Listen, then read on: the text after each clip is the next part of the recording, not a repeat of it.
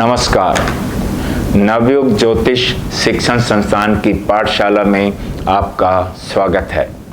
यदि आप अपनी कुंडली का कंप्लीट एनालिसिस यानी विश्लेषण कराना चाहते हैं या वैदिक ज्योतिष सीखना चाहते हैं तो आप हमारे इंस्टीट्यूट के नंबर पर कांटेक्ट कर सकते हैं।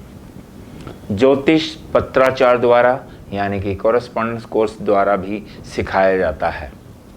इसके अतिरिक्त यदि आप वास्तुशास्त्र, हस्तरेखा यानी पामेस्ट्री, अंक ज्योतिष यानी न्यूमरोलॉजी भी सीखना चाहते हैं या मेरी लिखी हुई 3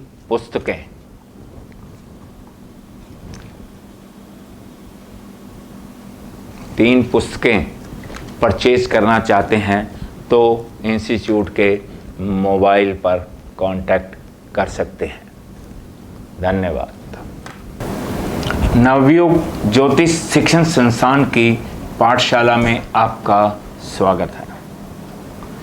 प्रोफेशन की सीरीज यानी कैरियर की सीरीज में आज मैं आपको IAS officer, Indian administrative services,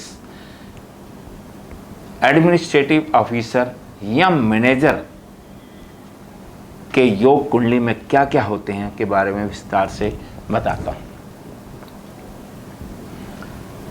कुंडली में IAS ऑफिसर, मैनेजर या एडमिनिस्ट्रेटिव ऑफिसर बनने के योग इस प्रकार है।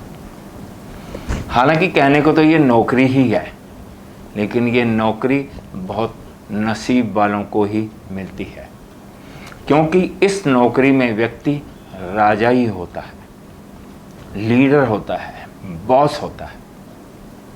IAS ऑफिसर या एडमिनिस्ट्रेटिव ऑफिसर के लिए कुंडली में 3 ग्रहों का विचार किया जाता है।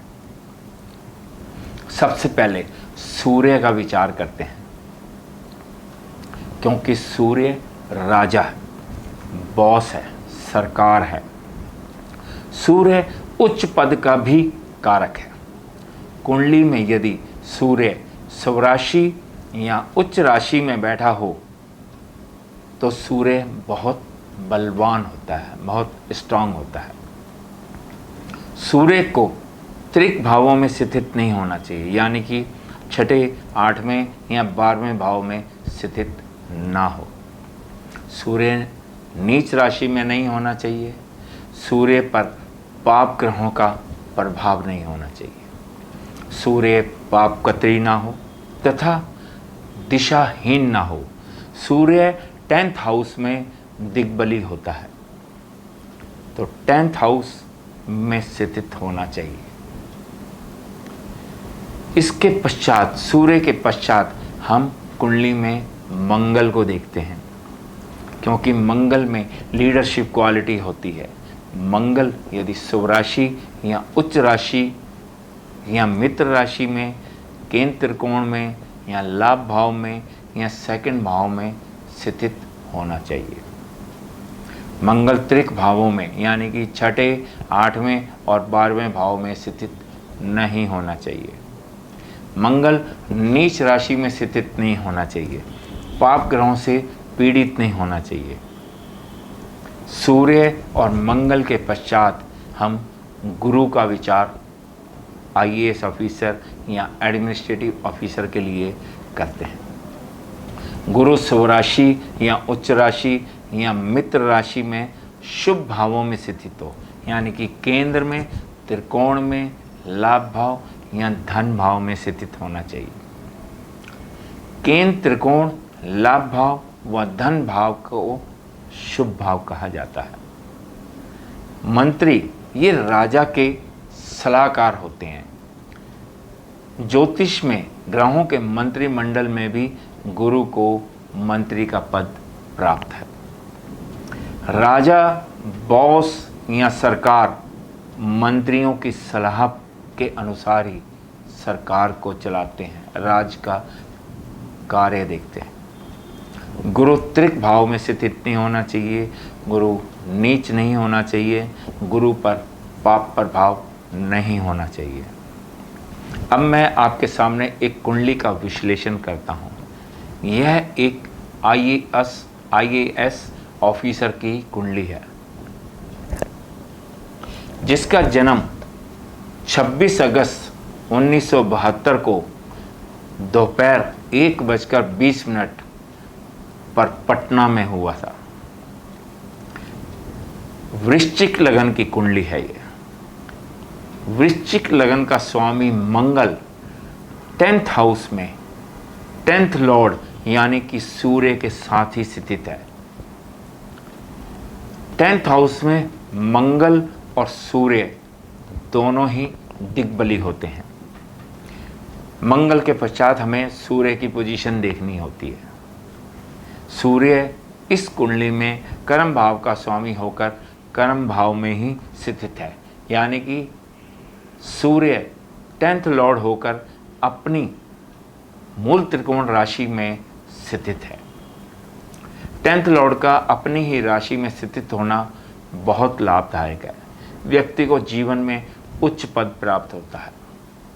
मंगल और सूर्य दशम भाव में दोनों ही दिग्बली होते हैं तथा उनके फल देने की क्षमता में वृद्धि हो जाती है।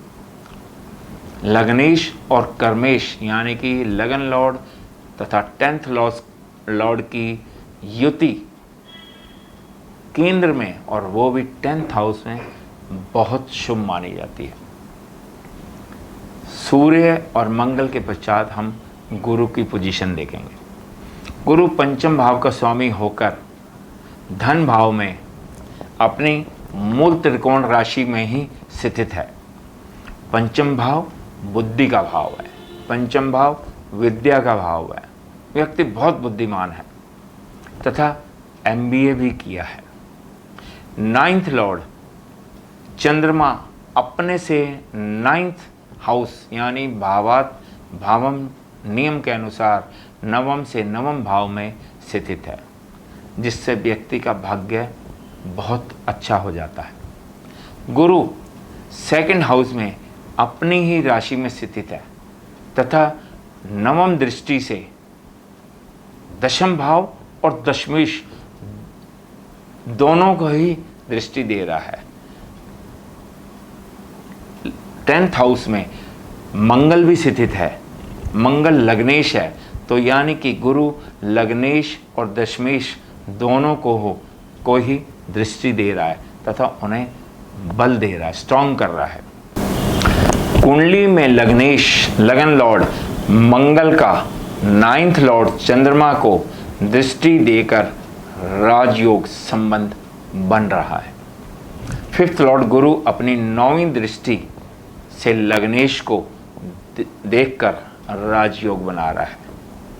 इसके पश्चात कुंडली में हम धन योग देखते हैं। धन भाव का स्वामी धन भाव में ही स्थित है। 5th लॉर्ड धन भाव में ही स्थित है।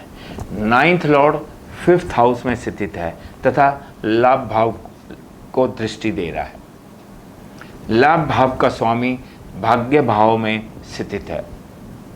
व्यक्ति को जन्म के समय पंचमेश गुरु की दशा, महादशा तथा नवमेश चंद्रमा की अंतर्दशा प्राप्त हुई थी।